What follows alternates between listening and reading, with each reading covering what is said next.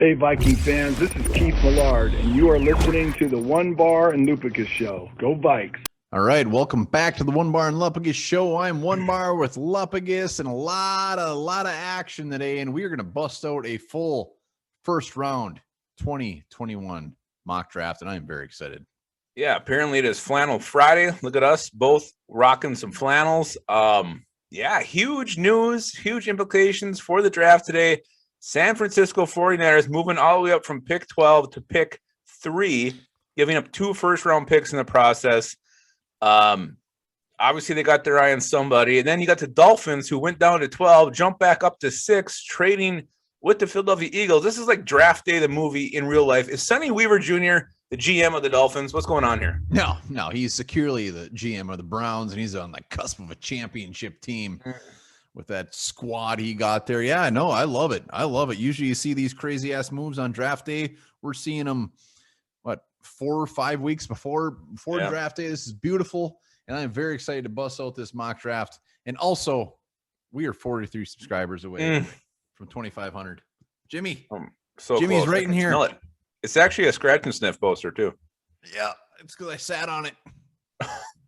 God, it's going to be a wrinkle and a skid mark on it. All right, let's get this thing started. Huh? Yes, Lupicus is taking the odds. I am taking the evens. In the comments, let us know what you think about every single pick, and make sure to hashtag sauce. Oh, yeah. You know what? The shuffled order, we were kind of curious to see how this might shake out. Who might be on the board, if anything's going to change when it comes to the Vikings. So let's get it started. Obvious pick for the Jacksonville Jaguars is Trevor Lawrence. That's not going to change. That's a given. They might as well make it now. He's gone. He's out of there. And also the Jets. I'm not going to say it's obvious at this point, but it's obvious to me, and it is Zach Wilson. Mm-hmm. The Niners, now this is the question. Which quarterback did they have their eye on? Is it Trey Lance? Is it Justin Fields? I don't know. It's got to be one of the two. I'm gonna go Justin Fields at this point. Though I feel it could just as easily be Trey Lance. I agree. And there's been multiple tweets from some pretty high uppers, I would say, in the NFL know that actually think it might be Mac Jones. Could you imagine? Yeah, I've heard that as well. Mac Jones going 3rd overall. I would pull my pants down and tuck in front of the mirror for about an hour and a half. You do that every day anyway. Yeah, well, you're right. It's a win-win situation. All right, so 3 quarterbacks off the board with the trade for the Niners. Everybody's thinking, holy shit, there could be 4 quarterbacks taken back to back to back. And yeah, I'm drinking that Kool-Aid. I am drinking all of that Kool-Aid. I'm saying Trey Lance is going. I think Trey Lance will be a top 5 pick, whether it's somebody trading up, whatever.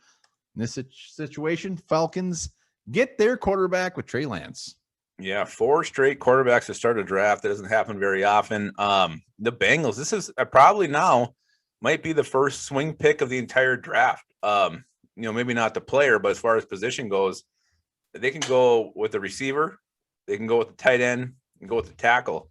Don't screw it up for him. Cincinnati's a really good town. You should know this firsthand. I lived there for a year and a half. I was not a fan of the spaghetti chili that they like so much. It's just not great. Not my thing. I'm going Kyle Pitts, though. I think this guy is a rare, unique weapon. How perfect for Joe Burrow to have this kind of just a safety net, game changer at the tight end position. I think this guy is a rare talent, and there's not a lot of guys in this draft you can say is that rare talent. So Kyle Pitts goes to the Bengals here. It's a good pick. I mean, I think Jamar Chase is on their minds there, pick 5, just because of the Joe Burrow connection. You got to love that. And he's a damn good receiver. Dolphins fans are just making messes in their pants right now because not only they trade back to pick 6 and they still get their guy.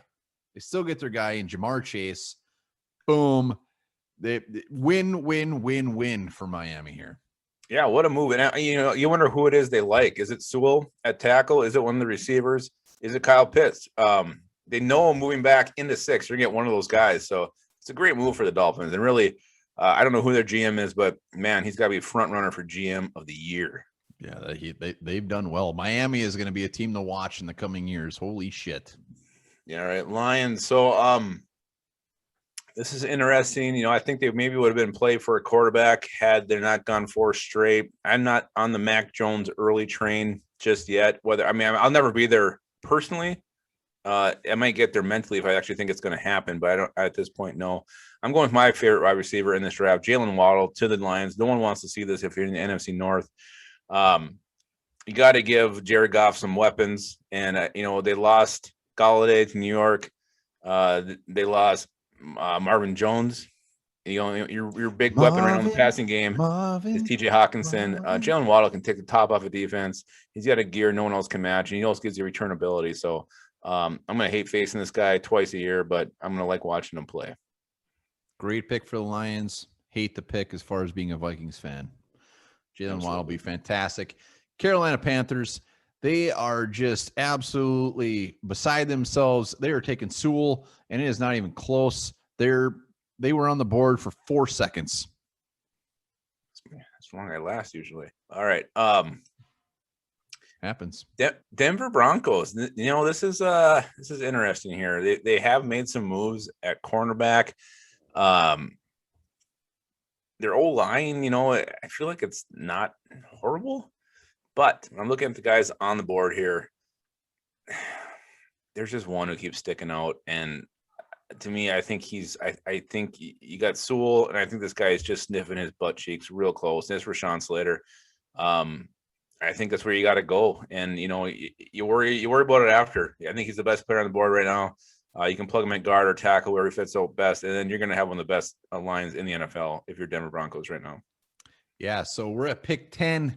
Vikings just a few sniffs away. Let's talk about some possibilities for the Vikings right now. Guys that we're hoping falls in their lap. Obviously, what I look at is the Vera Tucker. I see Christian Darrisaw. We need that. All the edge rushers are still there. And then Devontae Smith is hanging out there. I don't know what's on your mind. No, those are the names right there.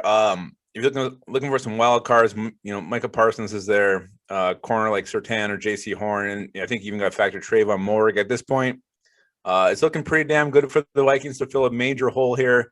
And there's still some trade down possibilities. So we're not going to do that in this mock, but in real life, you can move down and still get one of these guys that you really, really like. So, all right. Well, let's go to the Cowboys. And you mentioned Patrick Surtain. Well, you can mention him no more because he is gonzo with Caleb Farley's back issues. I think J.C. Horn is starting to sniff a little bit closer to that number one cornerback position. But Patrick Surtain, he's the guy. Great pro day, whether you believe those numbers or not. But look what he did at Alabama. He's a real deal, and he will be a big old win for the Cowboys at pick 10. Yeah, absolutely. I agree with that 100%. The Giants, this is interesting here because they added John Brown. They added Kenny Galladay, gave him way too much damn money. But, Devontae Smith sitting there looking at you. You could go with one of the edge guys, but is 11 too early for a Kwity Paye, Greg Russo? It's possible. I think they got to go best option here on the board. And I think I'm going to give him Devontae Smith. I don't care if they sign Kenny Galladay. You got a young quarterback. Give him all the weapons he can have. Give him this guy. You got a return man right off the bat. Electrifying weapon. I like Devontae Smith going to the Giants right now. Wow. Well, they're definitely stacked at receiver. Darius Slayton. Who's the other one they got? Yeah, they got Sterling or Shepard. Sterling Shep. Yeah, this is Giants. They did it. They're stacked at receivers, back-to-back Alabama guys.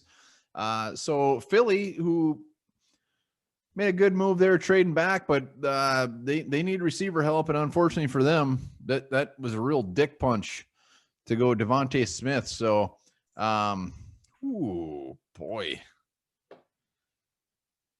Philly's always tough. Really, I when it comes to Philly, I just think of somebody that they wouldn't take because that's usually the player they take. Yeah. Imagine all the people. I'm gonna go with a hot name lately, and you're probably gonna see me scroll down a little bit. Where the hell is he? Oh, all right. I didn't have to scroll down too much. I am going to add to the secondary. I am going with J.C. Horn. Oh, really? Philly fans will be booing the shit out of this, but you can never have too many pieces in the secondary. And while Micah Parsons is my close second, I'm going with the secondary here. J.C. Horn, gone. Yeah, the Chargers are up right now. And to me, this is an easy one. I think they're going to go O-line, no problem. The question is, do they go Vera Tucker? They go Darrisaw? To me, I think they need a tackle, a true tackle. I know Darrisaw can play left tackle, but I mean, Vera Tucker can play left tackle. I think they go Christian Darrisaw. This guy's mean as hell, athletic, great length in his arm. So I think this guy is your left tackle of the future, and the Chargers get a hell of a value right here at 13. All right, well, Vikings are officially on the clock, and this one really, it's not sexy, but it's easy for me. Kwity Paye is, as much as we love the edge rushers, these guys aren't going to start coming off the board until later teens, and it would be a mild reach. Kwity Paye had what was his 44.54 or something. It was beautiful. I love Kwity Paye, but when it comes down to it, hot damn, we need a guard. I'm taking Elijah Vera Tucker. I'm not thinking twice. Plug and play, day one starter, and takes our offensive line to a, I wouldn't say another level. I'd say a better level. Would you say he's the next Mason Cole? Oh, that's not polite. Mason Cole might be only 2 spots away from him. So Vera Tucker's my guy. In this situation, Vera Tucker is my guy. If Devontae Smith was still on the board, I would have took him. Yeah, well, obviously, we're not trading here, and you would look to trade back. I mean, here's the thing. Mac Jones is still on the board. You got the Patriots picking behind you. You got Washington and Chicago all interested in quarterback. I think there would be some trade options here. Moving back down 19-20, getting whether it's Vera Tucker or one of the edge rushers would be huge for the Vikings. Personally, I haven't seen it. And maybe I need to go back and watch him some more, but I was not impressed with Vera Tucker's tape. His highlights, he was like, he gets the job done, but he doesn't dominate. And I hate that. You're picking a guard at 14. I'd rather roll the dice on one of these edge rushers. But I'm moving on now to the Patriots. And I think it's got to be Mac Jones. I don't, Cam Newton's come back for one more year. You added all these weapons. You got to have a future. And I think Mac Jones is a smart player, accurate passer. I think he fits very, very, very well with Bill Belichick. So Mac Jones to the Patriots. Yeah, I can't think of anything better than Mac Jones still being on the board. The Vikings are on the clock. I don't think it's going to happen. I think somebody's going to trade up even before us. But that's beautiful. All right, Cardinals. I'm gonna go on a little bit of limb here. I'm going with a hot name again. Once again, they need cornerback help, and Greg Newsome just seems to be like the new shiny toy out there. And I'm doing it. Greg Newsome, Northwestern cornerback, going to the Arizona Cardinals. Thank you, for Patrick Peterson, by the way, and Mason Cole. And I think it's worth mentioning that with Caleb Farley's injury, he's going to fall. So, and that's the reason why he's not been an option at this point.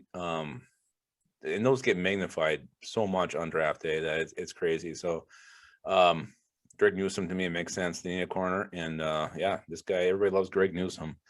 The Oakland Raiders. So this is interesting because if I was picking right now, I'll give Micah Parsons. But what have they done since Mike Mayock's been in charge? They surprised everybody in round 1. They took Clelin Ferrell with their first pick at the 4th overall. And last year they took Damon Arnett at 17. Yuck. So it's going to be someone no one's expecting. And I'm going to go with the Joker and give him Jeremiah Owusu-Koramoah from Notre Dame. Fills a need at linebacker. He's a versatile guy. You can do all kinds of things with him. And I think it's going to be one of these picks you don't see coming. So I'm going to give him the Joker here. Yeah, I mean, that's actually a kind of a gift to the Raiders because I think it's going to be somebody weirder. So if it's the Joker, they did well. They did well because they've had some very, very suspect picks. Dolphins are on the board. They are they got the damn Dolphins. I'm very envious of these Dolphins over the next couple of years. Let's just be very clear about that. But they are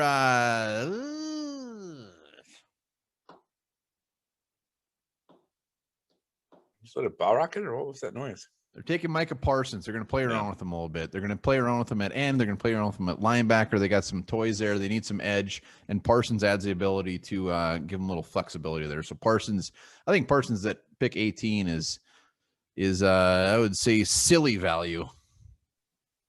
Yeah, that's a damn good pick there. Coming off a great pro day, but everybody's having a great pro day right now. So I don't know how much stock you can put into those. The Washington football team. This is interesting because I really think the way this is shaken out has been a worst case scenario for them. You just look at who's on the board, who's gone. So I'm just gonna pick this one from the old heart here. I'm gonna give him Rashad Bateman, who we already know looks great in maroon and gold, and he's gonna do it again. I think he's actually being criminally undervalued right now in the draft. To me, he's one of the top receivers in this class. He's right behind those top three. Rashad Bateman going to the Washington football team. Yeah, I could see it. Bateman's, you look at mock drafts and you always see him like right on the cusp of round 2. And I think Bateman's actually going to be a surprising one this year where he goes earlier than people think because he is damn good. And I would be just fine with him going to Washington. As a Minnesota fan, you don't want him going to like the Bears or anybody like that. So Washington, horrible. Just fine. Yep, I agree. Speaking of the Bears, they're on the clock, and they made it very clear that Andy Dalton is their QB1 right now. Lucky them. And unfortunately, they need some help protecting him. And it might get a little bit gross here because I'm going Tevin Jenkins from Oklahoma State. If they got the Red Rocket back there, what he needs is time. And they give him hopefully some time here with Jenkins. Yeah, that's not, I get it. It makes sense. And here's gross. Another team that needs help on the O-line is the Indianapolis Colts. They got their quarterback in the trade. And I think they're actually going to go with Sam Cosmi, who I sure as hell hope does not end up on the Vikings. Very athletic guy. You can plug him in. He can go from day one. So Sam Cosmi goes to the Colts. Sam Cosmi, he will definitely be on the table when the Vikings are on the board. There is no doubt about that. Yeah. And Tennessee Titans on the clock. They're another team that just they can surprise you a little bit, but I am going to go with Eric, Mr. Stokes. Wow. Think about that. Caleb Farley continuing to fall. I think Farley, when all said 30. and done, 30. I don't want to do a spoiler alert here, but he could be a round 2 guy. And I'm going cornerback. Tennessee Titans got some pretty good pieces on offense. We're going defense here. Yeah, all right. The Jets are up, and they just brought in a running back. I can't remember who it was. Nothing too sexy, but I'm gonna give my favorite running back in this draft. This is Najee Harris from Alabama. This guy drove 9 hours to watch his teammates work out. He's a team player, and he's an amazing running back, dynamite player. Tough to bring down. He can catch the ball. Najee Harris going the Jets, and I actually like every move the Jets have made in free agency. And this is a team I think is going to take a major jump here in 2021. So Najee Harris being the new bell cow for the Jets. Did you say the Jets are going to make a big jump? I think they are. Oh, wow. Wow. All right. Steelers. Ugh. Yuck. It's a gross pick. I don't like having the Steelers here. Well, they brought Big Ben back. They're pretty much bringing everybody back, but that offensive line took a little bit of a hit, and I don't like that. And if you got Big Ben back there at the age of 73 years old, they're looking for some protection. I'm scrolling down a little bit, and it's for a reason. I'm going Jalen Josh Mayfield of Michigan because you got those old crusty fellows back there. You got to keep them safe. Yeah, that makes sense. Not, it's not the sexiest pick, but it does definitely fills a need for the Steelers. And I love the Josh Mayfield reference. I once tried to get him to drink. I brought him a bucket, an old Kemp's ice cream bucket. Told him it was chocolate milk. It was really dog poop, water, and like bleach. I found in a garbage can. The Jacksonville Jaguars getting one of my favorite players in this draft, a guy who I think can go as high as like 11, but could fall to round 2. It's Greg Rousseau, the edge rusher. Really, you go to a lab, you create a defensive end. Rousseau is what you come out with. This guy is a genetic freak, and I love what he can do against the run, against the pass, long ass arms. I love him in purple, but he goes to Jacksonville. I think it'd be just fine in Jacksonville. Well, this might be a little bit of run on the edges because the Browns see Kwity Paye hanging around there, and they are taking him in a second, throwing him on that defensive line. Done deal. Well, let's just talk about this now. We got 2 guys we like at 14 still on the board, mid to late 20s. So I think the Vikings, just the way this thing's going to go, the team's needing their needs in front of them. You can move down and still get a guy who I still think Mike Zimmer is going to want to improve this defense. So I think he does that over a guard. And I really think these guys could be available a little bit later. You know what scares the shit out of me is the fact that Zimmer might just trade back to like pick anywhere from 23 to 32, and then take like a Caleb Farley. That scares me. Yeah. It scares me is mold on food. Mold, you just pick that off. You're fine. I don't like it. Freaks me out. You shouldn't have. You should eat it before it gets moldy. I know, but sometimes the bread gets moldy. All right, Baltimore Ravens. They're going to take a guy I also very, very much like is Trayvon Mulrig. I knew it. Guy can cover a ton of ground. He can do it all. Play up on the line. He can smack. He's got great ball skills. Personally, I love this guy in Vikings as well. Probably my number 2 option. But Trayvon Mulrig, a guy I feel could go much, much higher than this. Mulrig, being on the board still at 27, he's going to be a name that comes off sooner. But the Ravens get a gift here. Saints on the board to pick 28. If it was up to me, I'd take the worst player available because fuck the Saints. We don't like the Saints. But we're going to play it fair here. And they've lost some little spunk at the wide receiver position. And I am going to go with, I got a little toss up here, but I'm going with Kadarius Toney. He's my guy. I love that guy probably more than I should. Gives them a lot of options. Return game at receiver, putting him with a Michael Thomas, with Jameis Winston. I think Toney could have a big rookie year for the Saints.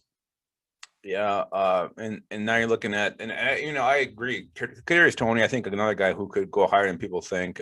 He's got those wheels to him, and you hate to see the Saints add weapons, but they don't have Drew Brees anymore, so maybe the weapons aren't going to be as effective as they once would have been. Green Bay Packers up here, and I'm looking at all their team needs, but they don't really always draft by their needs. Look at their last draft; they pretty much drafted the positions they already set at, and it's going to come back and bite them in the ass.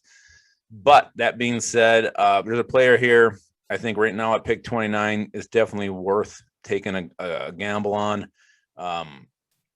You still need help in the secondary. I know you brought back Kevin King, but he is shit. He is poop. I'm going to take Caleb Farley for the Green Bay Packers. Despite the worries about his back, I think right now the value is just too good to pass up. Wow. And by the way, I love that they brought King back. That makes me happy.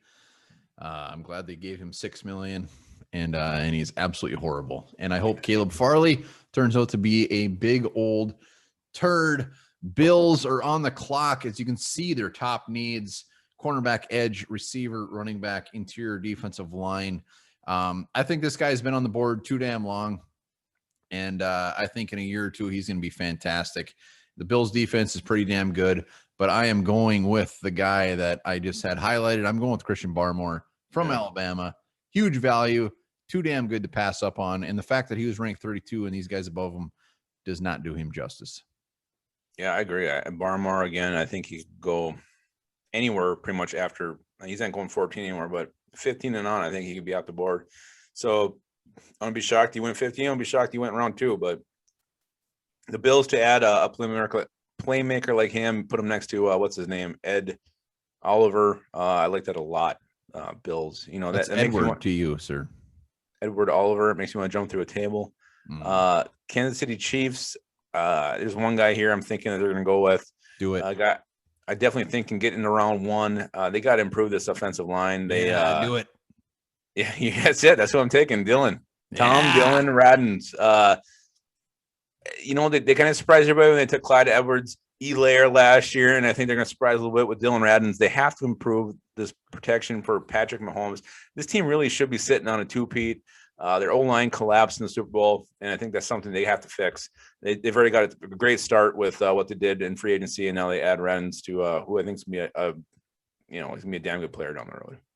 All right, let's round out this first-round pick, the Super Bowl champions, who really don't have a ton of needs. So I think this pick is actually going to end up being a little bit nutty. Could be anywhere. The question is, do I get nutty with this pick? I don't know.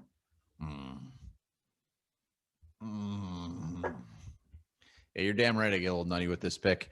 I'm going Javonte Williams, North Carolina. Sneaks into that first round. What the hell? Running back, not their biggest need by any means. But Williams, he's picking up steam, and he was damn good at North Carolina. And I'm just throwing another weapon on that offense because they are pretty much stacked everywhere.